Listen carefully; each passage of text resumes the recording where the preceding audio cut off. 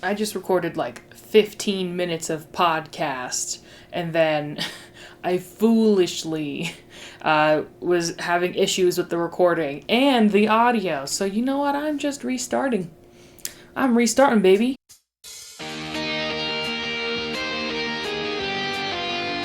Welcome back to the School on a Boat podcast. I just got a bookshelf, which is looking kind of anemic now on camera, but you know, I actually don't have as many books as I thought I did. I left a lot of them with my dad too, because I was like, I don't have the space for them. But now I have the shelf. So today we are going to talk about the Twister 3-parter. Now, here's the thing. Originally, this was not going to be only talking about the Twister 3-parter. I was going to continue where we left off in the previous episode, where we talked about every single little plot line of the Cody and Bailey breakup all throughout season 3. Up until the Play's the Thing, because I was like, listen, this episode's long enough already. Once we get to the Twister 3-parter, there's a lot more stuff to get into. And so because of that, it's going to need its own episode. But I thought we were going to talk about the Twister 3-parter and everything else up until the end of season 3, to the end of the series. But as I watched the Twister 3-parter back again, I realized I think this is going to need its own episode where I just analyze all of it and look at how bad and weird it is. Because, I think that this is a really, really bad piece of television. It's not good. It really isn't. I think that there's a good episode hidden inside of it, but we did not get that episode. We did not get that 3-parter. Also, I'm really insecure now because I don't think people can hear me, but I think my blinds are like positioned in such a way that like people can kind of see me when they walk past my door, so someone can see me just doing this whole talking to a camera thing, and that's embarrassing to me. I think someone's having a party, like right outside my window. That's so annoying. Anyways, first what I want to do is kind of get into the problems that I have with the 3-parter and kind of try and go through what happens in it, and then kind of give you what I think the Twister kind of story arc should have been, and kind of do a little script doctor on it, because like I said, there's a good piece of television in there. We just don't have it. So to start off with, the biggest problem is that this did not need to be a 3-part series, okay? There is not 3 episodes worth of story in this main Twister story, right? That is the biggest main problem. We get the first part, which you could basically just chop out of the 3-parter, and it would be like nothing happened. It'd be like, you know, the plot just continued onwards, right? And that's the biggest problem. It's basically just another random episode. And the biggest proof of that is that literally the A plot has nothing to do with the Twister storyline. It's about an NBA player. Dwight Howard is here, along with 2 other NBA players. I'm so sorry, I'm forgetting their names.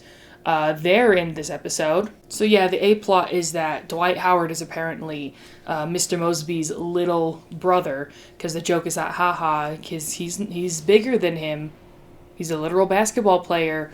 But yeah, and the setup is that the NBA basketball players, are playing a game of basketball against Zach and Cody and Woody.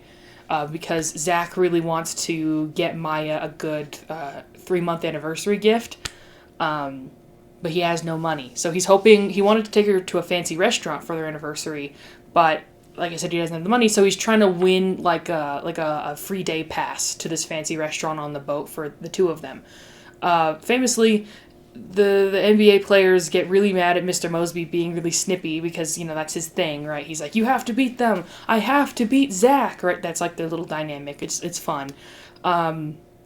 It's a really funny plot line. It just shouldn't be considered a part of the Twister 3-parter. Like, put this whole plot in a different episode and we're good, y'all. Like, I think the show is a lot better that way. This little series is at least.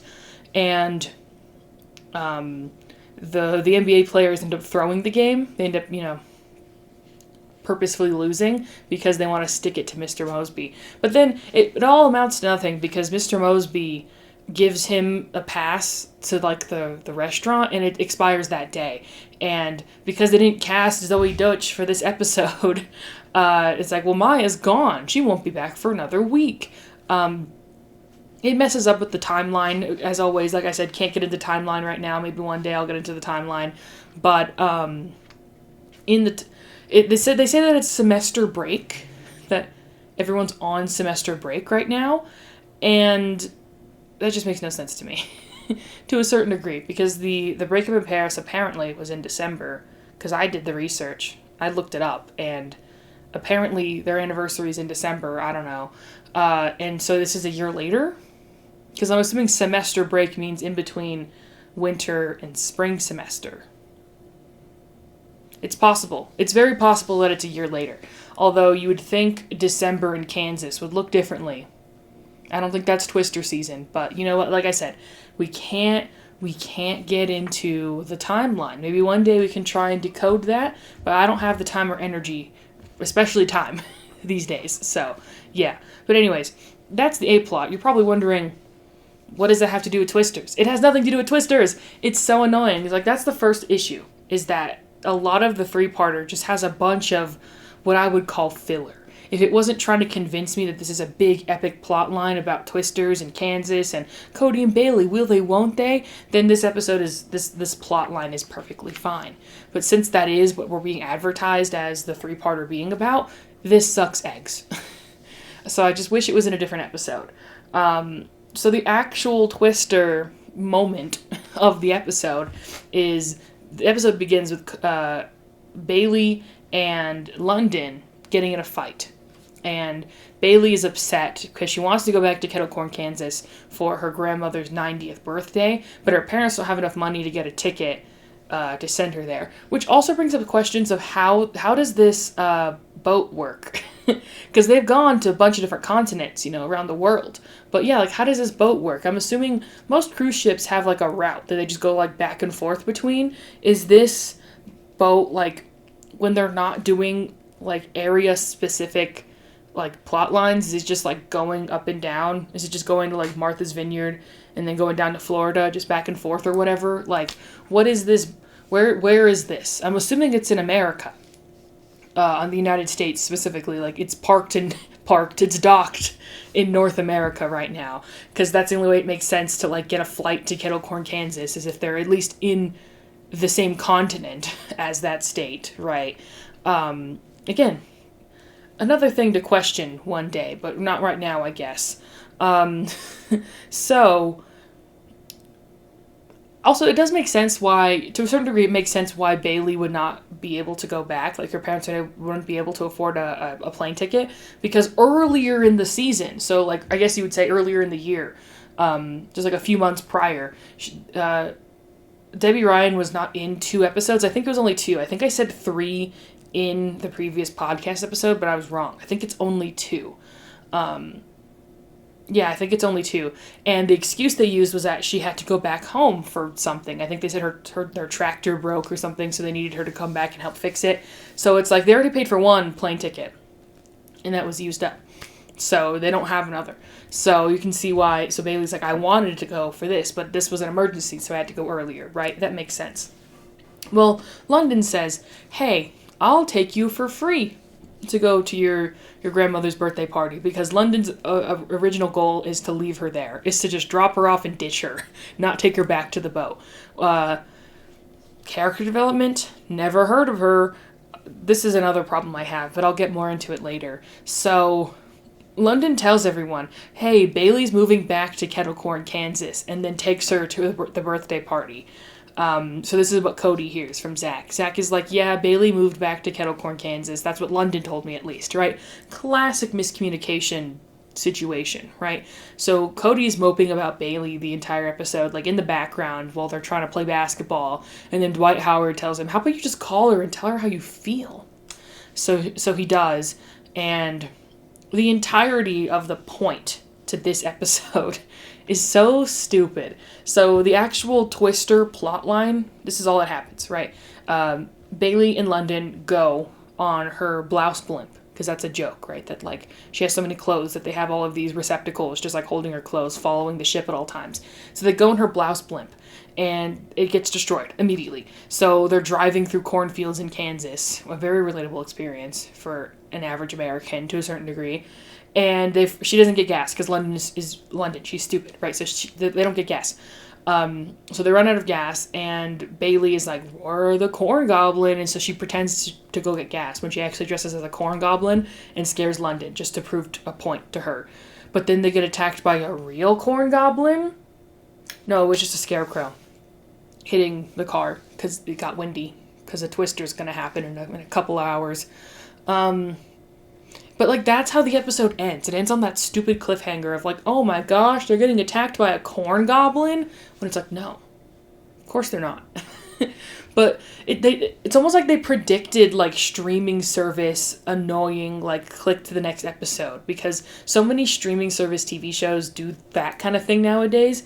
Because they're, like, buying into the binge model, where you're, like, just supposed to immediately go to the next episode, so it's just trying to get you to watch the next episode right away, and it's like, that plot line meant nothing. That cliffhanger meant nothing in the whole story and the whole plot line. It's so annoying.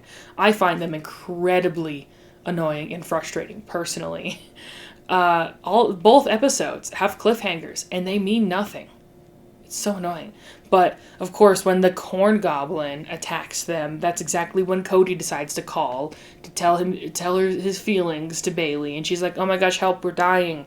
And so that convinces him to go to Kettle Corn at the beginning of part 2.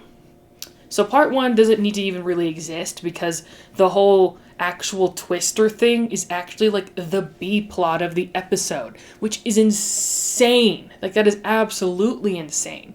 So it's the B plot of the episode, and it doesn't mean anything. All it is Bailey and London trying to get to Kettle Corn, Kansas, and they don't even get there in the episode. It really is just filler. Like, well, this needs to be a part of the 2-parter, so we'll just, like, because this could have been any episode. London and Bailey could have been doing anything in the B plot, and this could have just been a random other episode, you know? So anyways, we then move on to part 2. And part 2, again, has an innocuous plot line that has nothing to do with the Twister 3-part storyline. But luckily, it actually is the B-plot this time, and it's with Zach and Woody. And there's a family reunion that's supposed to be happening on the cruise ship, but Mr. Mosby didn't book them properly, so he kicks them off. But again, Zach needs money for his date with Maya for their 3-month anniversary. She's still not here, but at least she's important to the plot. At least she means something to Zach. Most of the time when they don't cast her and Maya's not in the episode, like, they forget she exists, and someone has to whack them on the head and be like, yeah, you got a girlfriend. But at least in these episodes, like, her existence matters to the story, even though she's not there. So he decides to, like, book his bedroom and Woody's bedroom, because Cody's out of town, to these people, and it ends up meaning nothing because Mr. Mosby finds out and he's mad. But then they find out that they're gonna come back next year and book, like, a whole deck, and so Mr. Mosby's like, well, I'm gonna make money, so doesn't matter.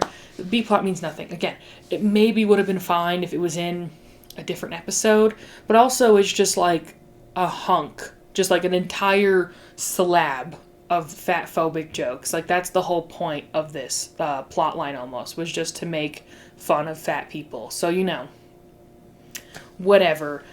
But luckily the A plot actually has something to do with twisters. And Cody, you know, makes it to Kansas. He makes it to Bailey's farm. Bailey and London, they're fine, obviously. It was just a scarecrow. They walk to Bailey's farm. They try doing the Grammy Pickett's 90th birthday party. They try setting it up, but then the twister happens right as Cody's trying to reveal his feelings to Bailey. So they all hop in the fruit cellar, or the bunker, the twister bunker, or whatever it's called. And of course, Moose is here. You guys remember Moose? They reference Moose occasionally, even though this is the second and only the last time that he's going to show up in the series. He's played by Hutch Dano, famously, which is cool. He was Zeke in Zeke and Luther, so that's fun. Yeah, he is like Bailey's ex-boyfriend that she broke up with when she went on the boat. And they're immediately doing the love triangle thing, which is what they kind of did in his first appearance. But the thing was that, the thing at least about that was that Cody and Bailey weren't dating, and they're not dating again right here at this moment, right? But like they hadn't actually first gotten together, so it made sense to like give Cody like a rival in a sense to really prove his romance, especially because he threw this whole party for her, right? Anyways,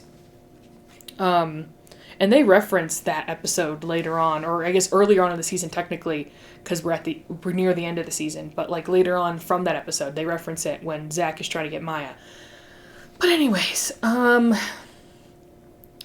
yeah, like I don't like that the Moose and Cody love triangle with Bailey, because they're both vying for her attention. Her father specifically hates Cody and loves Moose and is like, you need to date and marry Moose. And I guess I'll just get into it now. Here's the problem with that, okay? Moose, famously, he represents what Bailey does not want out of life. She specifically wanted to go on the boat and travel the world is because she's an intellectual and she wants to, travel the world and experience things outside of the tiny little farm she grew up on. And I could see, her dating Moose and basically her whole life being planned out for her, right? Because, when you're homesteading like that, you live on a farm, it's like you gotta marry early and start popping out kids as soon as possible to keep this lifestyle sustainable, And then the work is very gendered. Like, I didn't notice it as a kid, but, like, you immediately get, like, gender affirmation. Gender exists, right? As soon as they kind of start working on the party. Like, the mom goes, girls, come inside while we help me with the birthday cake. And the guys are chopping wood, and they're like, because they can't help but make effeminate jokes about Cody. That's his whole thing in these episodes is like, haha, isn't it funny how scrawny and tiny he is? Like, I swear that wasn't the joke they made with him earlier on, but Flanderization, I guess. He's the nerdy one, so that means he's scrawny and feeble. Like, ugh, it's so annoying. And they're like, why don't you want to be inside with the girls? Yeah. And also, Cody is just really mean to everyone throughout this episode, which doesn't work when he's surrounded by Bailey's family and loved ones. Like, that doesn't work. It's fine when he's making fun of his brother and his roommate, because they're close enough to where it's like, that they actually care about each other. But when he's mean and rude to Bailey's father, it just doesn't work for me. Like, he's trying to win her back, and he's being an asshole to her parents? Like, that makes no... I understand the father is being rude to Cody first, but still, if you're trying to win her back, you'd think that you'd be nice to the father, even if he was being mean towards you. So those are two really annoying things, is Moose being presented as a romantic option again, because I thought we already went over this, that is what his character represented, was like limiting her and like dulling her down and forcing her to live this homestead housewife lifestyle that she does not want to live, because she wants to be an explorer and she wants to learn and she wants to go to college and all these things, right? Which would all automatically be like thrown away if she stayed with Moose, because that means like getting married to him and having kids and just doing what her parents did, just like running the farm, right? Which she just specifically doesn't want. Not that there's anything wrong with that. I have to say, these days, obviously there's nothing wrong with wanting to live that lifestyle. Her parents seem to love living on the farm. But it's just not what Bailey wants, because she's a millennial girl boss, So, anyways. Yeah, that's a big problem for me, the love triangle situation with Moose. I'm still glad they brought Moose back, because what other, if he's going to be in this, if they're going to be in Kettle Court, Kansas, they might as well bring back all the characters they remember from, like, that part of town. So, like, the parents and then Moose. So I'm fine Moose is there. It's just, yeah, I wish... There's a way they could have done that better, and I think, I'll explain that when I get to my script doctor. The other problem I have, other than Cody being evil, which is the main thing, like, I think he just calls them dumb and stupid, and he says, I hate it here, and it's like, dude, why are you shitting on Bailey's hometown? It's not like she's doing that too. She seems to really like being there. And I think that's maybe just for the bait and switch, because you think she's just gonna, like, go with Moose or whatever. Because she's like, oh, I love being home. I love being here with you guys at home. And Cody's like, this place sucks, so you think. But, like, obviously, who is Bailey gonna pick? The main character of this franchise? Or some guy who's been in one other episode and will never appear again? Who's she gonna pick? Like, obviously she's gonna pick Cody, but I guess there was a question on, like, if she was gonna pick Cody either, and that very much could have been an option. I knew she was never gonna pick Moose, because she already said no to him 2 seasons ago, so it was already understood that she does not want to be with him, right? Like, she didn't want to be with him for the same reason in season 3 as she did in season 1. Just like, I'm a girl boss, I got a girl boss, I gotta go to school, I gotta travel the world, and I can't do that with you. So, there you go. And then with Cody, I think it's weird. It's so weird how they do this. So, Bailey gets knocked out because Moose and Cody are fighting, and it causes Bailey to get knocked into a post, and she falls over and she passes out. And then we get a Wizard of Oz parody, which probably the whole reason why they did this whole thing. They're like, Twister, Kansas, Wizard of Oz, and they built this whole set, and we're only there for like just a small amount of time, and we get all the main cast dressed up as characters in cheap Halloween costumes. There's even a point where, like, you can so obviously tell Cody is the Tin Man, and you can so obviously tell that they just bought like a Party City Spirit Halloween, like, Tin Man costume, and they just kind of like put the rubber like face thing on him, and then it didn't fit because it was like really big, because, you know, they have like the one size fits all, right? And they literally just like duct taped it, or like taped it and then put like silver paint over the tape, like in the back of his head. It looks so bad. Like, if you were drunk at a house party, you'd be like, yeah, whatever, but like, this is on television, man. Anyways, yeah, the dream is supposed to, like, obviously be the reference, but then it's supposed to, like, show her thought process, you know, because she's on the Railroad Road, and she's like, which way do I go? And Moose is the scarecrow without a brain, right? And Cody is the Tin Man without a heart, which, Moose being the scarecrow without a brain, they make jokes about that, or like they connect, like, oh, because he's dumb, you know. But Cody being the one without a heart, who I think it's because, like, he wants to love again, but he says, like, you know, you have a heart. So, and how they justify, because Bailey obviously gets back together with Cody, and how they justify it is that in this dream, Moose is like, it makes the most sense for you to be with me, so come on, let's go. And then Cody goes, or the Tin Man goes, let your heart decide. You should choose who to be with. And if it's not me, then that's okay. Or at least that's what's implied. He just says, like, you should choose what you want, what your heart is telling you. So, like, that is what we're told is the reason why Cody is the better option. Which, the fact that there are even options in the first place, again, makes no sense to me. Because why Moose is never legitly going to be an option, you know? It should be single or Cody. Like, that's what makes sense to me.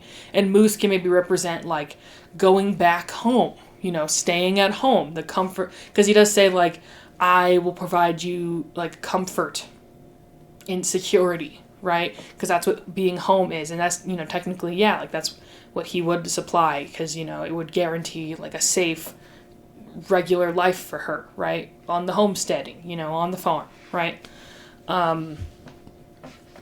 But Cody is like, I represent freedom and the option for you to choose what you want to do with your life, and traveling the world together, right? That's we'll travel the world together, I think, is also what they say in the dream. So that's what convinces her to pick Cody. He's not saying that throughout the episode, though. Like, I would like it, because this show's for kids, you know, I would like it if that was, instead of him complaining about how much he hates farm life and injuring her father, because of his moisturizer, they're shucking corn, and a corn slips out of his hand, and it bonks her father right in the eye, and he gets a big black eye for the rest of the episode. For the rest of the two-parter, for the rest 2 episodes, he has a black eye. And it's like, instead of that, maybe he should be, like, emphasizing, you know, that he can't force her to make a decision, that she should just choose whatever she wants. versus Moose, if they're going to do this love triangle thing, Moose is like, I'm making the decision for you. You were going to be with me and you're going to stay here because that's where you belong, right? I feel like that would be too obviously sexist or even just full on misogynistic, you know? Like the women belong in the kitchen guy, and then the women can be girl bosses guy, right? Like, maybe that's why they didn't go further with that, but that's what makes the most sense for the character, in my opinion. And then we get another, what's it called? Cliffhanger from at the end of part 2, leading into part 3, where we see that London wasn't in the cellar with them the whole time during the Twister. The Twister, she ran off because she was like, the board game. They had to make a joke, I guess. I don't know. On the list of cheap Twister jokes, it's like the board game, or I guess like the interactive game, I don't know. And then the Wizard of Oz, right? Like, those are the ones that make the most sense. So that's what leads us into part 3. And part 3 is the best part, because it's the part where the show actually focuses all on Twister. And, like, when you're doing an epic, series where there's a storyline, like, you want, in my opinion, you want the entire episode to be about that, in my opinion. That's my opinion, okay? I really think that just makes the most sense, So we get, at the beginning, we get Woody and Zach watching TV, which has made me realize that, like, no one has TVs in their dorms, I guess, because they're in the Aqua Lounge, which was, like, the most recent, like, set that they had built for season 3. They're watching a movie on cable, I guess, and they get, like, a news interruption about kettle corn getting hit by a tornado. And so they're like, we gotta go and help them. So they're all of the cars and planes are shut down because the place got devastated. So they're doing, the military, I guess, is sending out a search and rescue for everybody. So the 3 of them hop on to the search and rescue. And that's fine. Like, the characters of Zach and Cody in the military, rife for comedic potential. So no problems there. And they finally get there. Cody, like I said, and Bailey get back together, but the Twister extremely demolished the entire, farm. So Bailey's like, I'm going to have to move back home to help rebuild because this place is absolutely destroyed, right? And so London, the cliffhanger means nothing because they're like, where's London? Did she die in the Twister? No, she was in a tire. Not even 2 minutes into the episode. Before the credits roll, before the opening title scene rolls, we find out that London's okay. So annoying. But anyways, London's trying to phone her dad to get off Kettle Corn, Kansas. And Cody is like, maybe he can invest to help save the farm. And we finally see him. This was a big deal. Ever since the very, very beginning of The Sweet Life of Zach and Cody, no one had ever seen what Mr. Tipton looks like. And they casted him. They casted like a famous comedian actor, but I'm forgetting his name right now. Sorry, guy. I'll look it up eventually. So this is a big deal. Like this Twister 3-parter is a big deal because we finally get that reveal, right? That's like, this is supposed to be an important series. Why is so little of it actually about this, right? So he's like, I'm gonna bulldoze. I bought your farm from the bank, and I'm gonna bulldoze the entire thing and turn it into a plastic bag factory. Haha. So they try and convince him to not do that. It doesn't work. So London has to say, like, no, you are not going to bulldoze this farm because I care about these people, and I'm blackmailing you. And he's like, I'm so proud. Everything to do with Mr. Tipton in this episode is brilliant. Again, this episode is pretty good.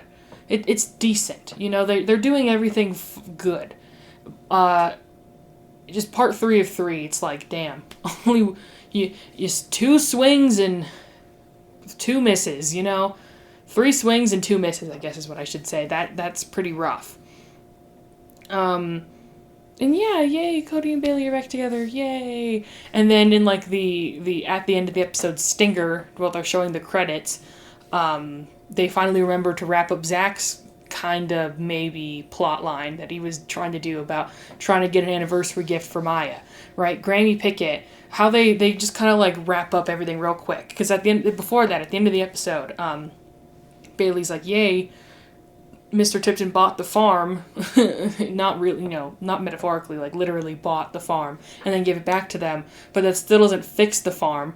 But then Granny Pickett, who's been asleep in the background the entire part series, she's just like, I got a bunch of money in a coffee can under her rocking chair, so they can afford to send her back to school, because they want her to go back to school, because, obviously she needs to go to school, right? And that's where she wants to be. So, sorry, I got a squeaky chair if you've been hearing that.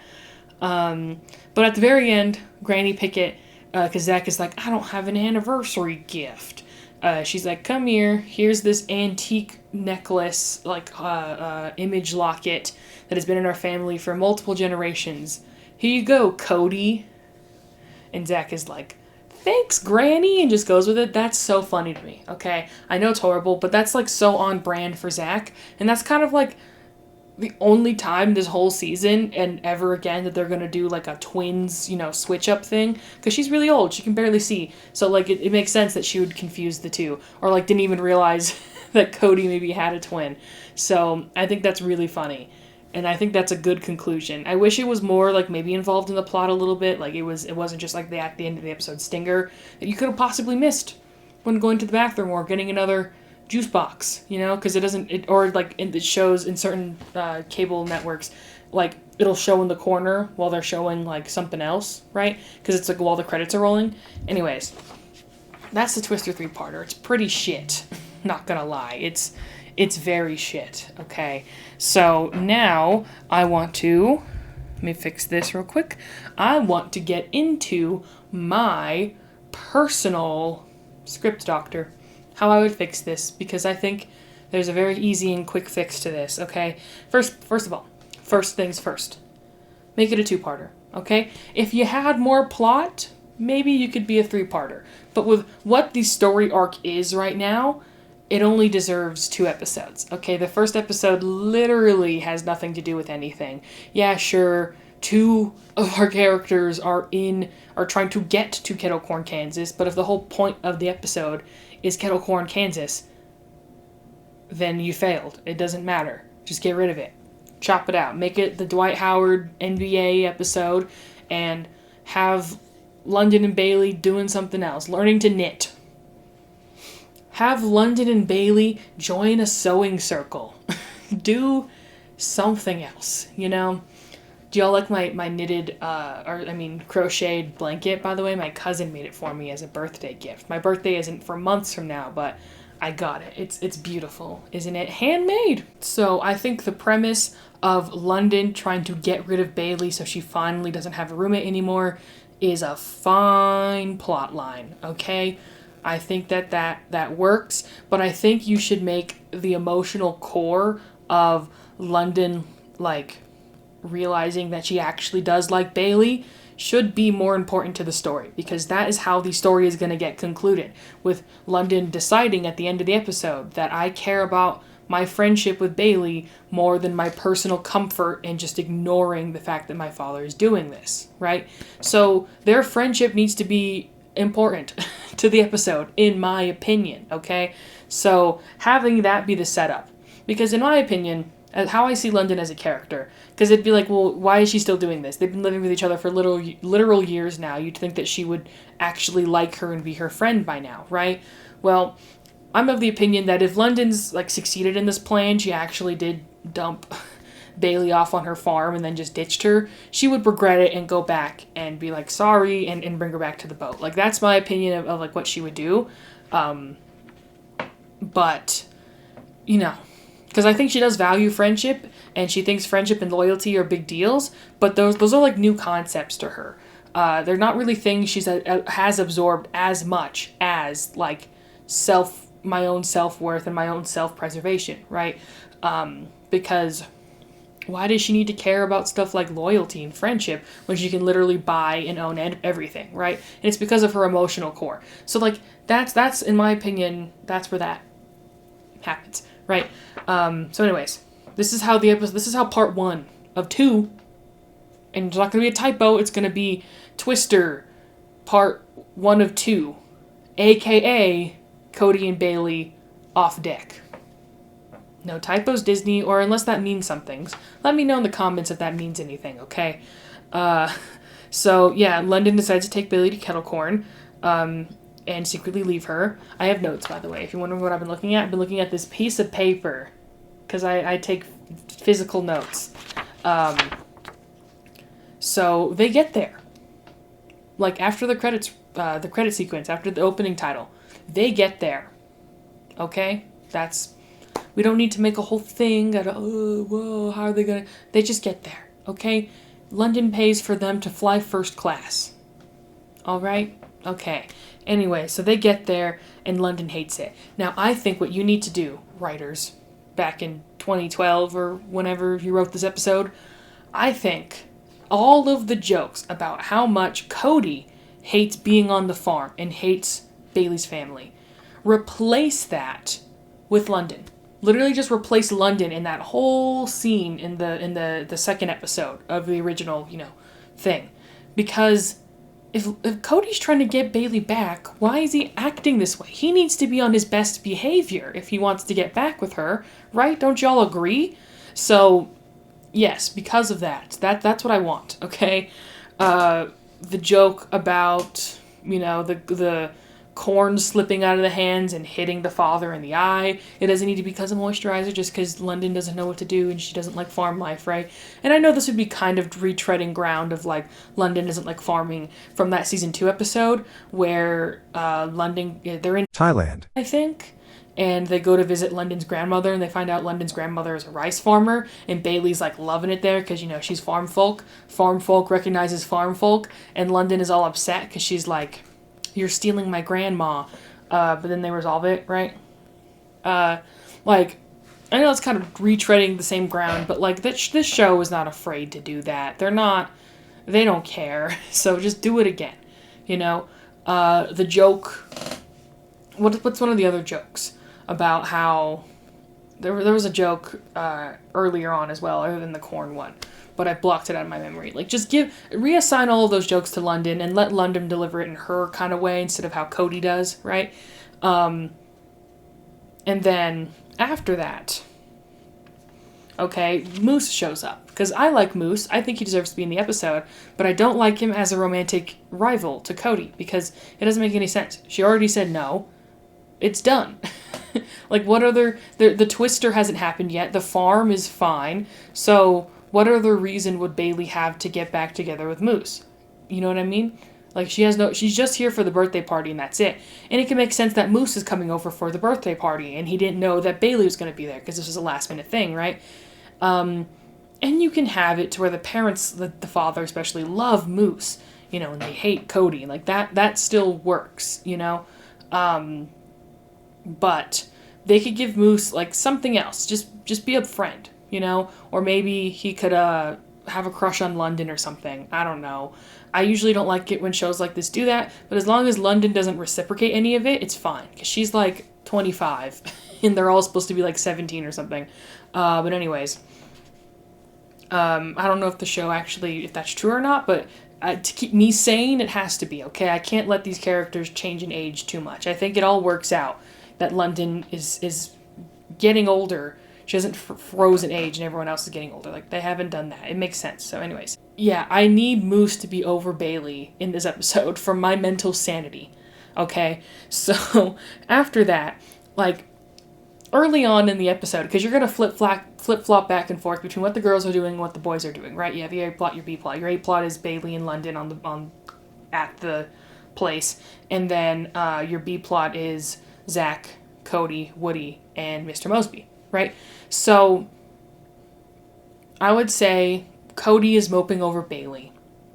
And it is Zach who, because Dwight Howard isn't here, he was in another episode, says, hey, maybe you should just tell Bailey how you feel.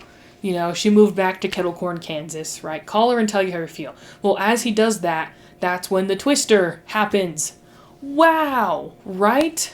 It's very possible that a version of this 3-parter did exist as a 2-part series, and then the network asked for a 3-parter to, like, up the ante. And so then they had to, like, drag it out. They were, like, the network called, Uncle Walt called on the phone, because, his frozen head was like, hey, we want an on-deck 3-parter, and we need Dwight Howard in one of the episodes. And so, like, what I'm describing right now is actually what the episode was supposed to be, and then it didn't happen. I don't know. Fun fact, I have Disney High, the book Disney High, in the background there, somewhere in there.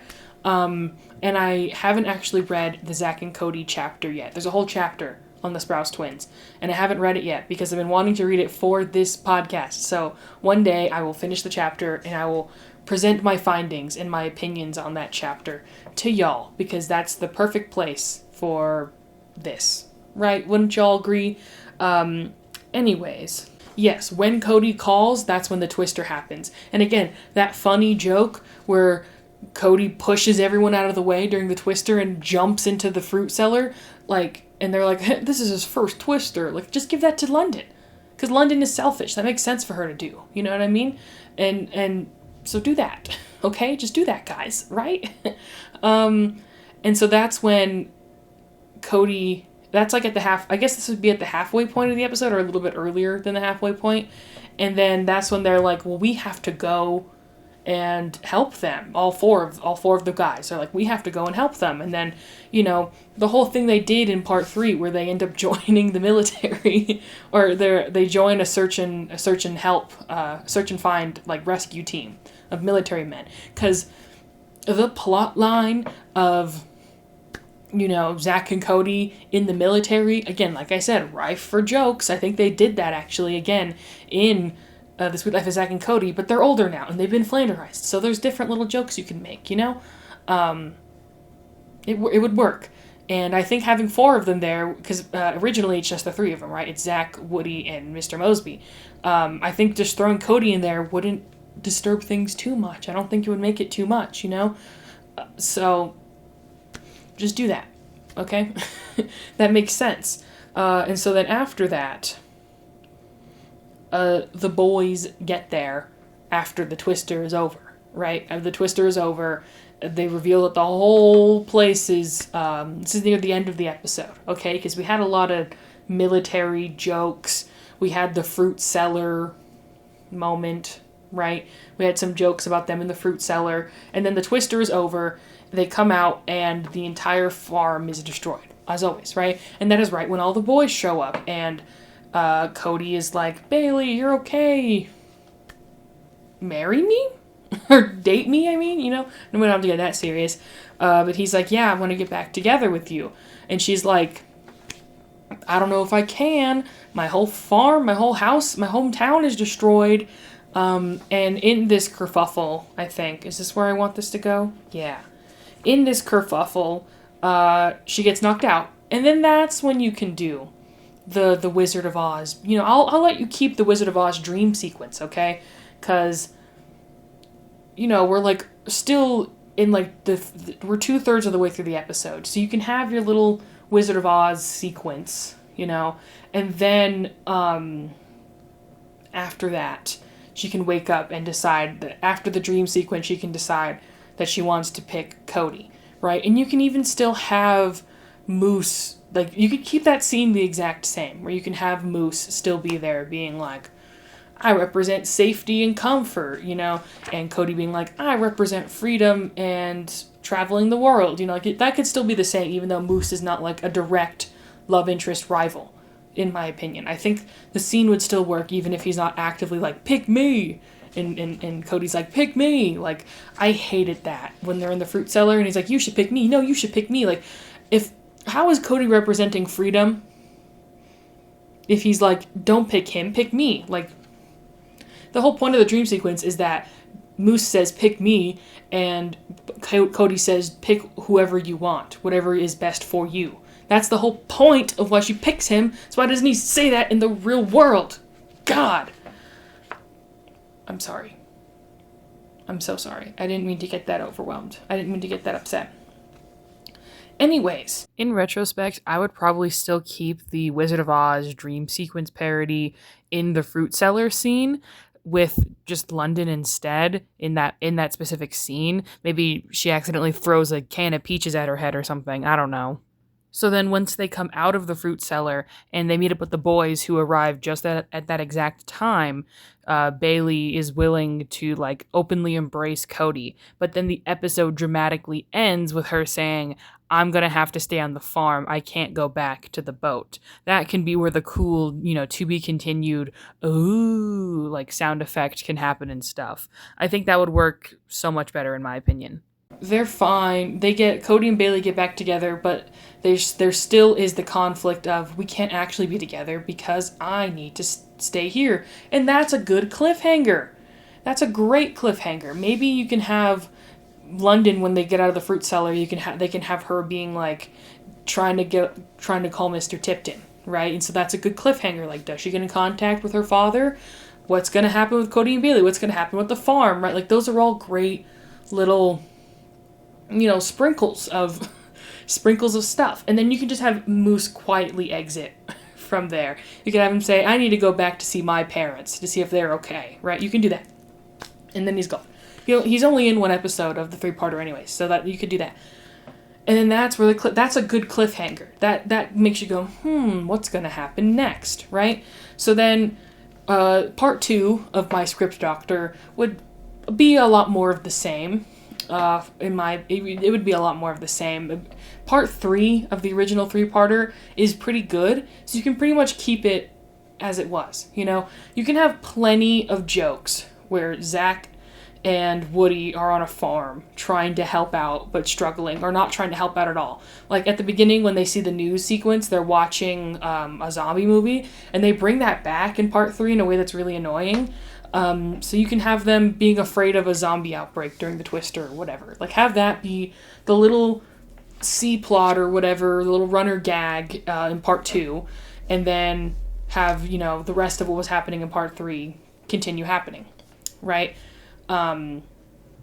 Where London gets in contact with her father, Mr. Tipton, and instead of having Cody intercept it, and then, again, they blame Cody, and I'm like, why are they I guess they're putting Cody through the ringer because he deserves it to a certain degree, but in my opinion, if he just is on his best behavior, good boy mode throughout the entire 2-parter, then I think it justifies them getting back together fine enough, okay? Because he already realized, I think they just have a scene where he thoroughly explains that he was venting during the play and that he's so sorry. Just give him an emotional scene where he actually apologizes and is a good boy, then we're fine. That the play's the thing could be the crescendo of his evil arc. Because like I said in my previous episode, Cody is in evil mode from the episode is it called Play On? I think, or like Game On or something. From that episode to the Play's the Thing, he's just like evil. because he's like really just like an emotional wreck over his breakup, right? That's how I think things should go. And so Cody should not be the one to be like, Bailey should be like, I'm stuck in Kettle Corn, Kansas on a stupid farm.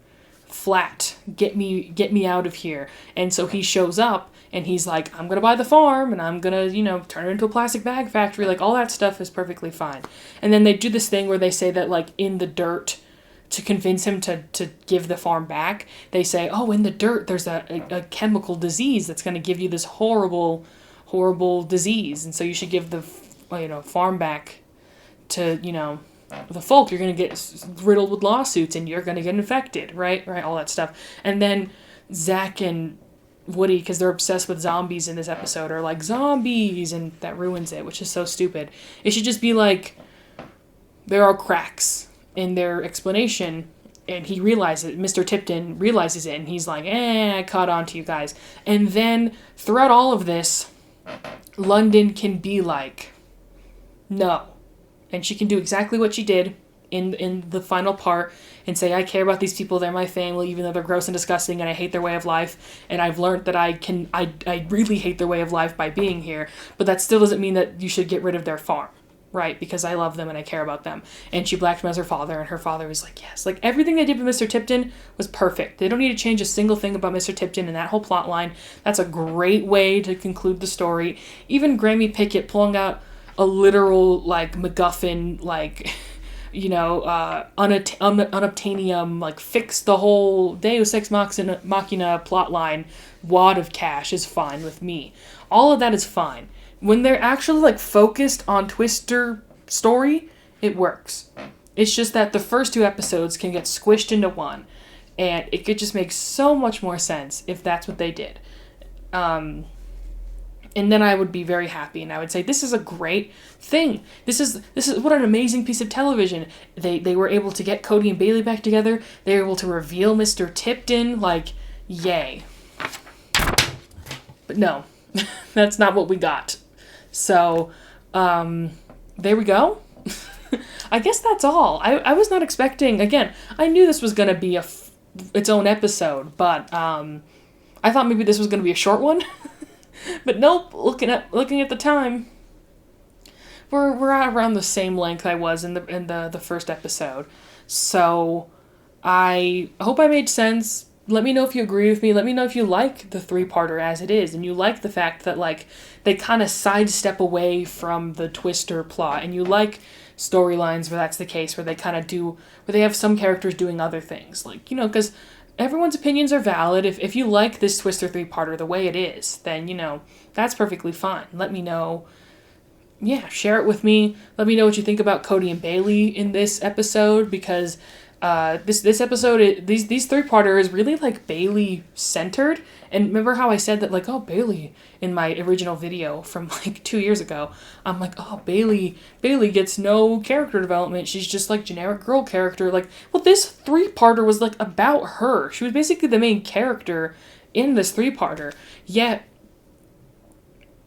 they don't do as much with her as they probably should have. I think they really could have done more and had it been, like, you know, her grappling with, like, do I actually, you know, what world do I belong to? And her deciding she belongs in this, like, jet-setting, you know, academic world, you know? It would affirm their relationship even more. And they do this in the episode. I just wish they did it more obviously and more, like, intentionally, in a sense. You know, they weren't so overwhelmed with, like, Dwight Howard and jokes and filling air, time, space for a 3-parter, you know, that they could actually really emphasize that as, like, this is Bailey's story, you know. But anyways, that's all. Thank you for listening. Make sure to like and subscribe. I don't know when this will come out. It'll probably come out sooner. I was thinking of doing an episode every 2 weeks, but now in October, I'm going to be very, very busy. Really just getting so much stuff out with my other podcast that I have with my friends, the Vampy Wampy Campy podcast. We're going to be talking about Mabav. We're going to be reviewing Gravity Falls some more. Like, it's going to be a big time over there. And then on my main channel, I'm going to be talking a lot about My Babysitter's a Vampire.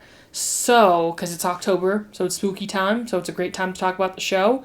So, let me know what I should do next. I'm definitely going to finish season 3. But after I'm done finishing the Cody-Bailey arc of season 3, we talk about the prom episode with them specifically. We talk about, you know, all the other stuff, the finale, but specifically the ship, of course.